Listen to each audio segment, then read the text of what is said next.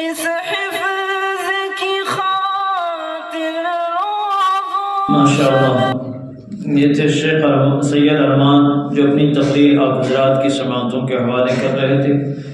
آئیے حضرات اب اس کے بعد شعبہ ناظرہ کے طالب علم شیخ پرویز ولد شیخ بشیر صاحب دیگلور میں نے دعوت دیتا ہوں کہ وہ آئیں اپنی تقریر حسد کی مذمت اس عنوان پر پیش کریں۔ حسد کی مذمت، شیخ پرویز۔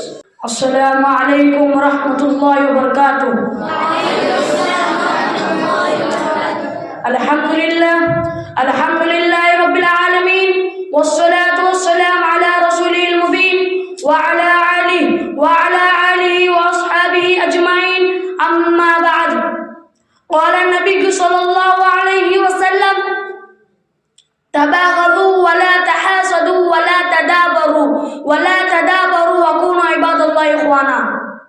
صدر محترم، مشفق و مربی اساتذہ اکرام اور میرے ہم سفر ساتھیوں، مسلمان وہ ہوتا ہے جو سب انسانوں کی اچھائی چاہتا ہے، وہ اپنے اوپر دوسروں کو فوقیت دیتا ہے، کسی کو کمتر نہیں سمجھتا، کسی کی نعمت دیکھ کر نہیں جلتا، مسلمان کسی سے حسد نہیں کرتا کیونکہ وہ حسد کی برائی سے پاک ہوتا ہے، کیونکہ حسد نیکی اور محبت کے خلاف ہے، ایثار اور قربانی کے بھی خلاف ہے، ہمدردی اور غم و گزاری کے بھی خلاف ہے۔ وہ سمجھتا ہے کہ حسد دراصل خدائی کی تقسیم پر اعتراض ہے، لہذا یہ ایمان کے بھی خلاف ہے۔ قرآن مجید میں ہے ام یحسدون الناس علی ما آتاهم اللہ من فضلہ، کیا یہ لوگوں سے حسد کرتے ہیں اس فضل پر جو اللہ نے انہیں عطا کیا؟ مطلب یہ کہ تم کون ہوتے ہو؟ خدا پر اعتراض کرنے والے۔ اللہ جیسے چاہتا ہے اپنے فضل سے نوازتا ہے۔ حضرات، حسد کہتے ہیں کسی کی خوشحالی پر چلنا اور اس کی بربادی کی تمنا کرنا۔ حاسد کبھی نہیں چاہتا کہ کسی کو کچھ مال و دولت ملے، کسی کو حسن و شرافت ملے، وہ ہر ایک کی نیک نامی سے جلتا ہے، وہ دوسروں کی عزت و شہرت سے پریشان رہتا ہے، اور جب یہ دل کی آگ زیادہ بڑھ جاتی ہے تو انسان نہایت اور گھٹیا حرکت پر اتر جاتا ہے، یہاں تک کہ کبھی کبھی قتل و غارت اور دائمی دشمنی کا ذریعہ بن جاتا ہے۔ یہ حسد ہی تھا جس نے ابلیس کو آدم علیہ السلام کے آگے سجدے سے روک دیا۔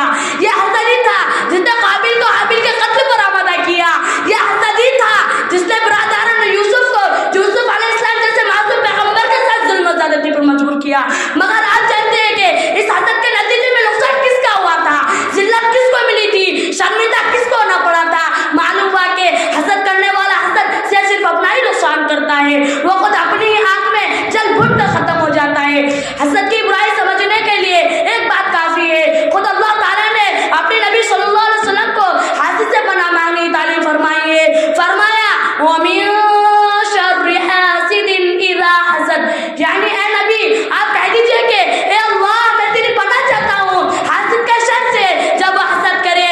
نیز آپ صلی اللہ علیہ وسلم کا ارشاد گرامی ہے حسد سے بچو کیونکہ نیکی کو ایسے کھا جاتا ہے جیسے آگ لگنے کو کھا جاتی ہے۔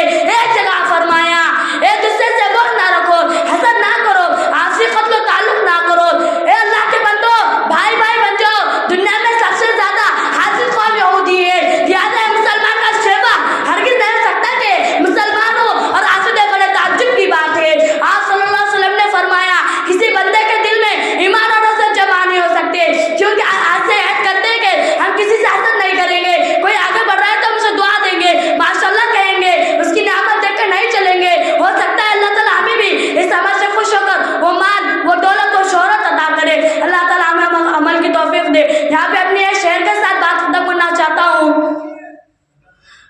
زبان کٹ بھی جائے تو ہٹلاتے رہنا، زبان کٹ بھی جائے تو ہٹلاتے رہنا، اپنے ہونے کا احساس دلاتے رہنا۔ ہماری دعوت میں قرآن کی سچائی، ہمارے ہاتھوں میں ہاتھ ملاتے رہنا۔ یہاں پہ اپنی بات ختم کرنا چاہتا ہوں۔ وما علینا الا البلاغ۔